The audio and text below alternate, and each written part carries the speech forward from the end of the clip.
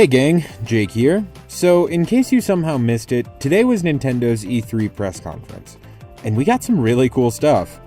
Going Under's going physical, which wasn't announced during the Direct, but who cares, and that's pretty badass. Bringing back Metroid Dread is such a fucking sick call.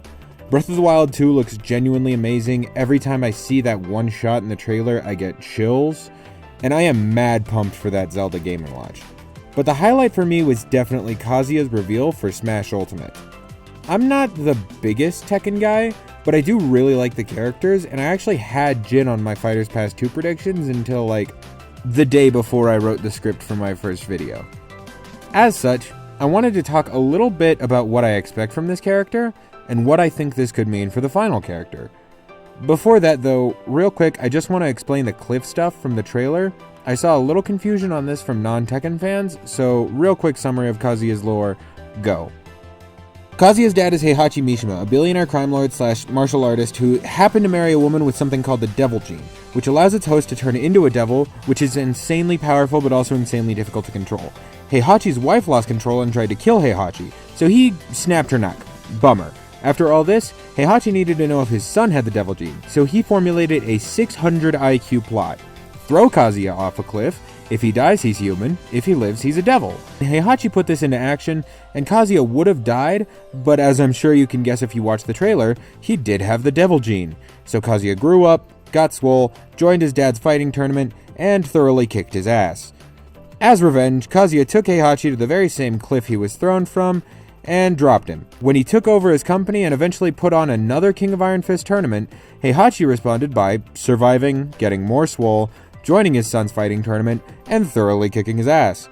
As counter-revenge for the end of Tekken 1, Heihachi found a prime volcano and dropped Kazuya into the deep end, seemingly squashing his beef with his son and starting his beef with his grandson that was a major factor for most of the series afterwards. Kazuya would have been very dead after this volcano incident, but he was resurrected by the G Corporation, which he eventually took power over, and used to send explosive robots to Heihachi's dojo to paint his walls red, and then destroy them. That all happened in Tekken 5, by the way.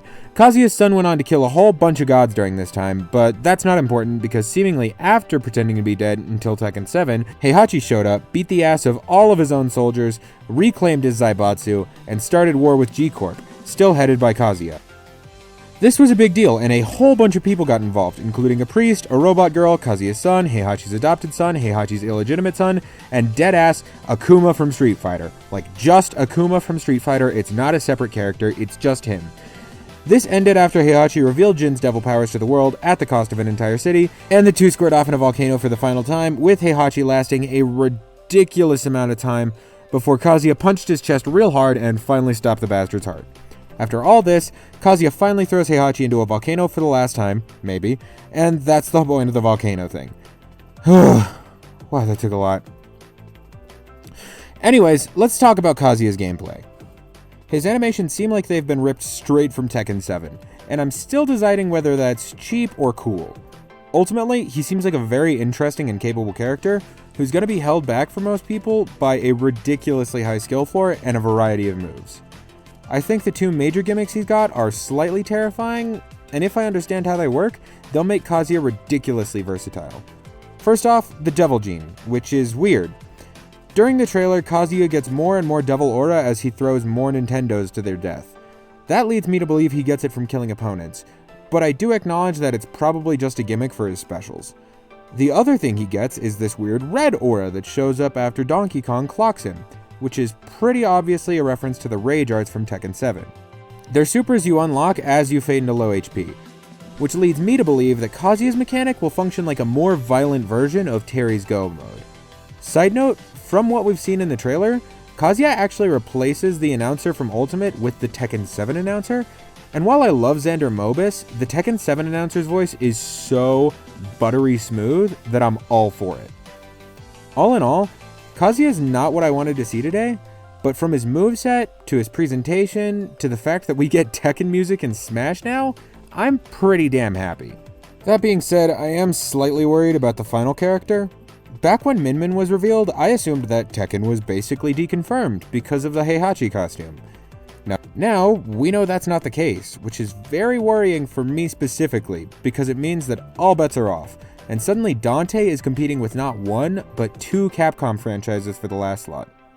Like I've said, I'm already happy with this game, and assuming it even is a Capcom character that's not Dante, Monster Hunter and Phoenix Wright would still be amazing.